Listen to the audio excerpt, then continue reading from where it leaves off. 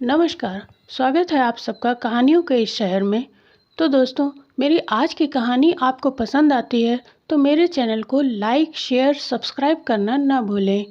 और मुझे comment section में यह भी लिखकर बताएं कि आपको इस वीडियो का बेस्ट पार्ट क्या लगा। आइए सुनते हैं गुरुदेव रवींद्रनाथ टैगोर की कहानी पिंजर।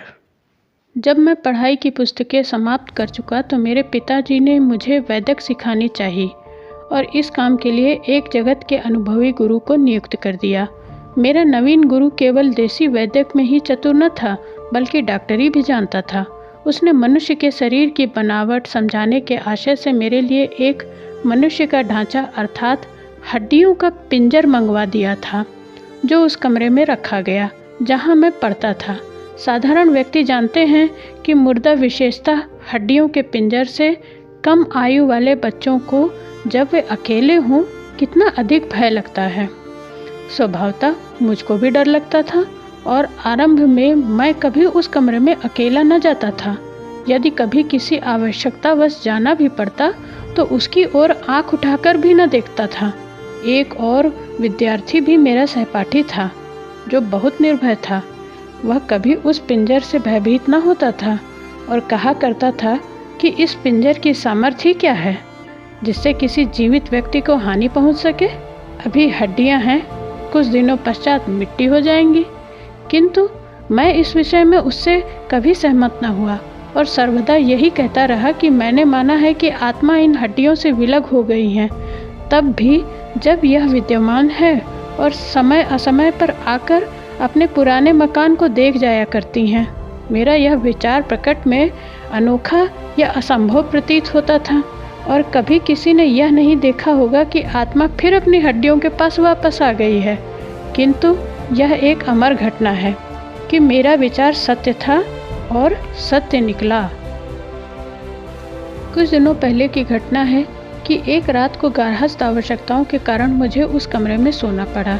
मेरे लिए यह नई बात थी, अतः नींद न आई और मैं काफ़ी समय तक करवटें बदलता रहा, यहाँ तक कि समीप के गिरजाघर ने 12 बजाए।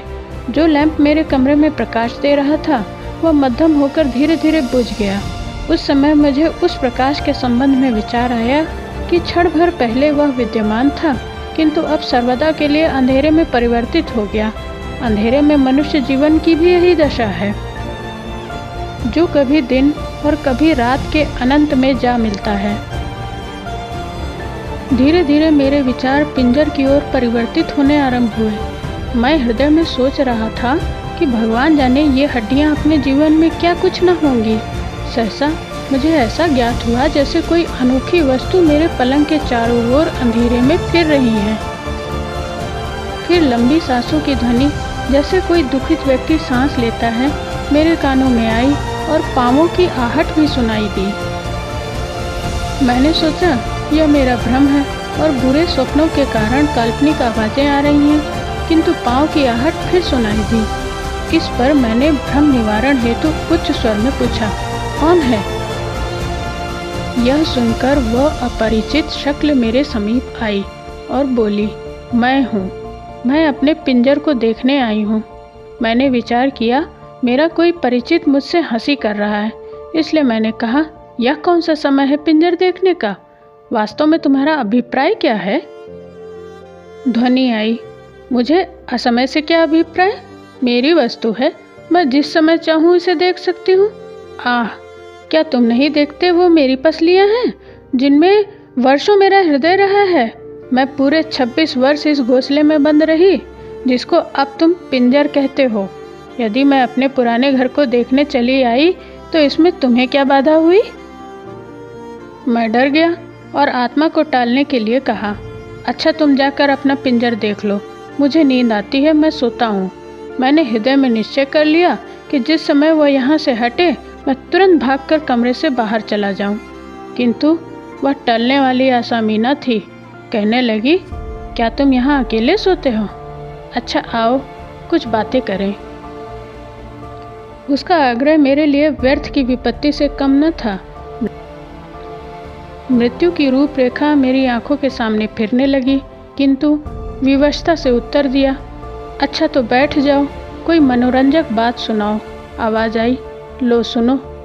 25 वर्ष बीते, मैं भी तुम्हारी तरह मनुष्य थी और मनुष्यों में बैठकर बातचीत किया करती थी, किंतु अब शमशान के शून्य स्थान में फिरती रहती हूँ। आज मेरी इच्छा है कि मैं फिर एक लंबे समय पश्चात मनुष्य से बातें करूं। मैं प्रसन्न हूं कि तुमने मेरी बातें सुनने पर सहमति प्रकट की। क्यों, तुम बातें सुनना तो चाहते हो? यह कहकर वह आगे की ओर आई और मुझे मालूम हुआ कोई व्यक्ति मेरे पायते पर बैठ गया है। फिर इससे पूर्व कि मैं कोई शब्द मुख से निकालूं, उसने अपनी कथा सुनानी आरंभ कर दी। वह बोली, महाशय, जब मैं मनुष्य के रूप में थी तो केवल एक व्यक्ति से डरती थी और वह व्यक्ति मेरे लिए मानव मृत्यु का देवता था। वह था मेरा पति। जिस प्रकार कोई व्यक्ति मछली को कांटा लगाकर पानी से बाहर ले आया हो, वह व्यक्ति मुझको मेरे माता पिता के घर से बाहर ले आया था और मुझको वहां जाने न देता था। अच्छा था, उसका काम जल्दी ही समाप्त हो गया, अर्थात विवाह के दूसरे महीने ही वो संसार से चल बसा। मैंने लोगों की देखा देखी वैष्णव रीति से क्रियाकर्म किया, किंतु हृदय में बहुत प्रसन्न थी कि कांटा निकल गया। अब मुझको अपने माता पिता से मिलने की आज्ञा मिल जाएगी और मैं अपनी पुरानी सहेलियों से, जिनके साथ खेला करती थी, मिलूंगी। किंतु अभी मुझको मैके जाने की आज्ञा न मिली थी। मेरा ससुर घर आया और मेरा मुख ध्यान से देखकर अपने आप कहने लगा, मुझके उसके हाथ पाँव के चिन्ह देखने से मालूम होता है कि यह लड़की डायन है। अपने ससुर के वे शब्द मुझको अब तक याद हैं। वे मेरे कानों में गूंज रहे हैं। उसके कुछ दिनों पश्चात मुझे अपने पिता के यहाँ जाने की आज्ञा मिल गई। पिता के घर जाने के बाद मुझे जो खुशी प्राप्त हुई वो वर्णन नहीं की जा सकती। मैं वहाँ प्रसन्नता से अपने यौवन के दिन व्यतीत करने लगी। मैंने उन दिनों अनेकों बार अपने विषय में कहते सुना कि मैं सुंदर युवती हूँ, परंतु तुम कहो, तुम्हारी क्या सम्मति है? वह बोली, मैं कैसे विश्वास दिलाऊं कि इन दो गढ़ों में लज्जाशील दो नेत्र देखने वालों पर बिजलियां गिराते थे। खेद है कि तुम मेरी वास्तविक मुस्कान का अनुमान इन हड्डियों के खुले मुखड़े से नहीं लगा सकते। इन हड्डियों के चहुं ओर जो सौंदर्य था, अब उसका नाम तक बाकी नहीं है। मेरे जीवन के क्षणों में कोई योग्य से योग्य डॉक्टर भी कल्पना न कर सकता था कि मेरी हड्डियां मानव शरीर की रूपरेखा के वर्णन के काम में आएंगी। मुझे वह दिन याद है जब मैं चला करती थी तो प्रकाश की किरणें मेरे एक एक बाल से निकलकर प्रत्येक दिशा को प्रकाशित करती रहती थीं। तुम मुझे यौवन के क्षणों में देखते तो आंखों से नींद उड़ जाती और वैदिक ज्ञान का सौदा मस्तिष्क से अशुद्ध शब्द की भांति समाप्त हो जाता। उसने कहानी का तारतम्य प्रवाहित रखकर कहा, मेरे भाई ने निश्चय कर लिया था कि वह विवाह न करेगा और घर में मैं ही एक स्त्री थी। मैं संध्या समय अपने उद्यान में छाया वाले वृक्षों के नीचे बैठती तो सितारे मुझे घूरा करते और शीतल वायु जब मेरे समीप से गुजरती तो मेरे साथ अटखेलियाँ करती थीं। मैं अपने सौंदर्य पर घमंड करती और अनेकों बार सोचा करती थी कि जिस धरती पर मेरा पांव पड़ता है, यदि उसमें अनुभव करने की शक्ति होती तो प्रसन्नता से फूली न समाती। कभी कहती, संसार के संपूर्ण प्रेमी युवक घास के रूप में मेरे पैरों पर पड़े हैं। अब ये संपूर्ण विचार मुझको अनेक बार विफल करते हैं कि आह, क्या था और क्या हो गया। मेरे भाई का एक मित्र सतीश कुमार था, जिसने मेडिकल कॉलेज में डॉक्टरी का प्रमाण पत्र प्राप्त किया था। वह हमारा घरेलू डॉक्टर भी था। वैसे उसने मुझको नहीं देखा था, परंतु मैंने उसको एक दिन देख ही लिया और मुझे यह कहने में संकोच नहीं कि उसकी सुंदरता ने मुझ पर विशेष प्रभाव डाला। मेरा भाई अजीब ढंग का व्यक्ति था, संसार के शीत ग्रीष्म से सर्वथा अपरिचित। वह कभी गृहस्थ के कामों में हस्तक्षेप न करता। वह मौन प्रिय और एकांत में रहा करता था, जिसका परिणाम यह हुआ कि संसार से अलग होकर एकांत प्रिय बन गया और साधु महात्माओं का सा जीवन बिताने लगा। हाँ, तो वह नवयुवक सतीश कुमार हमारे यहाँ प्रायः आता और यही एक नवयुवक था जिसको अपने घर के पुरुषों के अतिरिक्त मुझे देखने का संयोग प्राप्त हुआ था। जब मैं उद्यान में अकेली होती और पुष्पों से लदे हुए वृक्ष के नीचे महारानी की भांति बैठती तो सतीश कुमार का ध्यान और भी मेरे हृदय में चुटकियां लेता। परंतु तुम किस चिंता में हो? तुम्हारे हृदय पर क्या बीत रही है? मैंने ठंडी सांस भरकर उत्तर दिया, मैं यह विचार कर रहा हूँ कि कितना अच्छा होता कि मैं ही सतीश कुमार होता। वह हंसकर बोली, अच्छा, पहले मेरी कहानी सुन लो, फिर प्रेमालाप कर लेना। एक दिन वर्षा हो रही थी, मुझे कुछ बुखार था। उस समय डॉक्टर अर्थात मेरा प्रिय सतीश मुझे देखने के लिए आया। वह प्रथम अवसर था कि हम दोनों ने एक दूसरे को आमने सामने देखा और देखते ही डॉक्टर मूर्ति समान स्थिर सा हो गया और मेरे भाई की मौजूदगी ने होश संभालने के लिए बाध्य कर दिया। वह मेरी ओर संकेत करके बोला, मैं इनकी नब्ज देखना चाहता हूँ। मैंने धीरे से अपना हाथ दुशाले से निकाला। डॉक्टर ने मेरी नब्ज पर हाथ रखा। मैंने कभी न देखा कि किसी डॉक्टर ने साधारण ज्वर के निरीक्षण में इतना विचार किया हो। उसके हाथ की उंगलियां कांप रही थीं। कठिन परिश्रम के बावजूद उसने मेरे ज्वर को अनुभव किया, किंतु वह मेरा ज्वर देखते देखते स्वयं ही बीमार हो गए। क्यों, तुम इस बात को मानते हो या नहीं? मैंने डरते डरते कहा, हाँ, बिल्कुल मानता हूँ। मनुष्य की अवस्था में परिवर्तन उत्पन्न होना कठिन नहीं है। वह बोली, कुछ दिनों परीक्षण करने से ज्ञात हुआ कि मेरे हृदय में डॉक्टर के अतिरिक्त किसी नवयुवक का विचार तक नहीं। मेरा कार्यक्रम था संध्या समय बसंती रंग की साड़ी पहनकर, बालों में कंघी, फूलों का हार गले में डालकर, दर्पण हाथ में लिए बाग में चले जाना और पहरों देखा करना। क्यों, क्या दर्पण देखना बुरा है? मैंने घबरा कर उत्तर दिया, नहीं तो। उसने कहानी का सिलसिला स्थापित करते हुए कहा, दर्पण देखकर मैं ऐसा अनुभव करती जैसे मेरे दो रूप हो गए हैं, अर्थात मैं स्वयं ही सतीश कुमार बन जाती और स्वयं ही अपने प्रतिबिंब को प्रेमिका समझकर उस पर तन मन न्यौछावर करती। यह मेरा बहुत ही प्रिय मनोरंजन था और मैं घंटों व्यतीत कर देती। अनेकों बार ऐसा हुआ कि मध्याह्न में पलंग पर बिस्तर बिछाकर लेटी और एक हाथ को बिस्तर पर उपेक्षा से फेंक दिया।